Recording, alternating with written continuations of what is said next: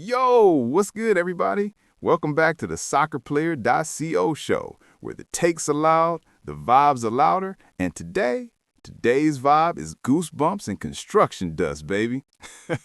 That might be the most accurate description. What's up, everyone? We've got a special one. Barcelona finally stepping back onto the Camp Nou pitch after about 894 days away. Not for a match, for an open training session, which is honestly even more unhinged. Like, imagine your team comes home after 2.5 years and the warm-up is basically a stadium-sized reunion party. That's really what it was. And it wasn't just symbolic. It functioned as a test event, a rehearsal. You don't reopen a massive stadium mid-renovation without pressure testing the whole operation. Okay, but before we go operations manager, can we just appreciate the emotional side? Camp Nou is a temple. It's not just a building, it's a whole identity. Absolutely. And that identity showed up in the numbers. 21,795 fans came out to watch a training session. That's not a few locals. That's a statement. A training session pulling crowds like it's a rivalry match is insane. That's like, hey, we missed you so much we're showing up for stretching and rondos. The club's own timeline had the gates opening at 9:30 a.m., and they announced attendance during the session. It was organized, planned, and clearly meant to test the stadium flow. Bro, fans were lined up early like it was a sneaker drop. Like, I don't care if it's a practice, I need to be in that building. And the building is still a work in progress. People need to understand, this wasn't Camp Nou is fully done, roll credits. It's phased reopening. Here we go. Leo's about to hit us with the phases because it matters.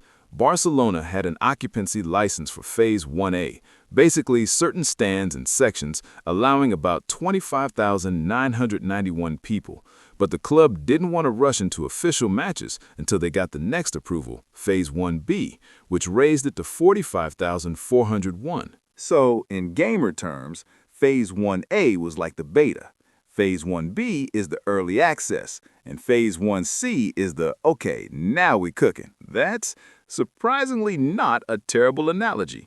And with Phase 1C, Barcelona later expanded to 62,652 capacity and added a new supporter stand concept. So yes, the project keeps moving. 62K, that's a real crowd. That's back to European night energy. Exactly. But back to the homecoming day, it was run like a celebration. Music, the mascot, the whole deal. And it ended the way fans dream about. Players signing stuff, taking photos, tossing balls into the stands. That's the part I love, because you can tell the club knew we're not just reopening a stadium, we're reconnecting the team with the people. And there were some great quotes around it. Fans talking about how Montjuic just didn't feel the same, how opponents don't get intimidated the same way, which is facts. Like, I'm sorry, when Camp Nou is alive, it's different.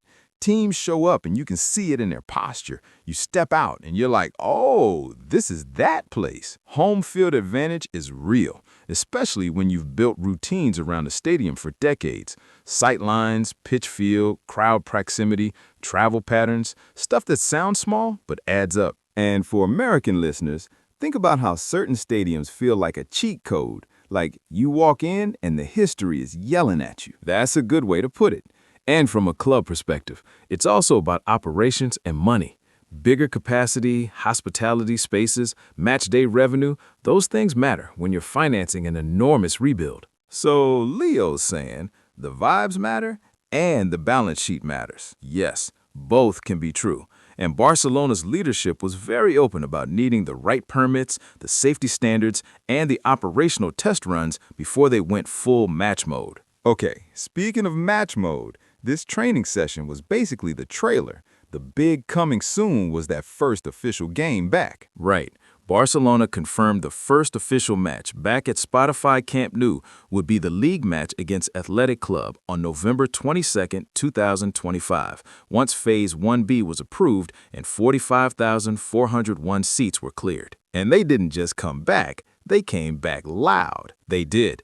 Reuters reported Barcelona won 4-0 in that first match back, and the atmosphere was described as emotional, fireworks after the whistle and everything. Fireworks after a 4-0. That's not a game, that's a baptism.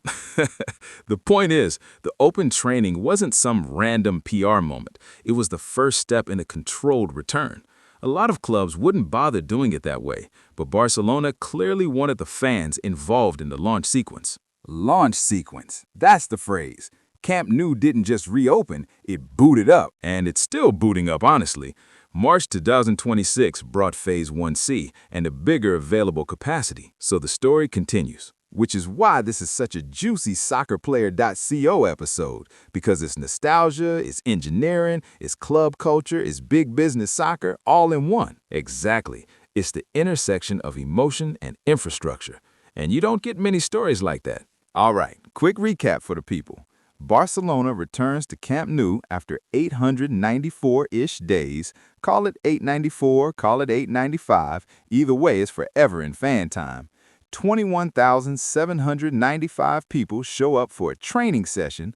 Flick randomly bags the first goal at the new stadium, and the phased reopening sets up the real match return. And for anyone who wants the full details and the original write-up, check the article on soccerplayer.co.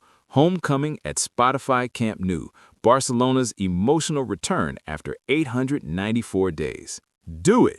Hit soccerplayer.co, get the full story, and then come back and tell us if you got chills too. Thanks for listening. We're out. Same time, same place. Keep your passes crisp, your takes hotter than stadium steel beams, and remember, there's no place like home.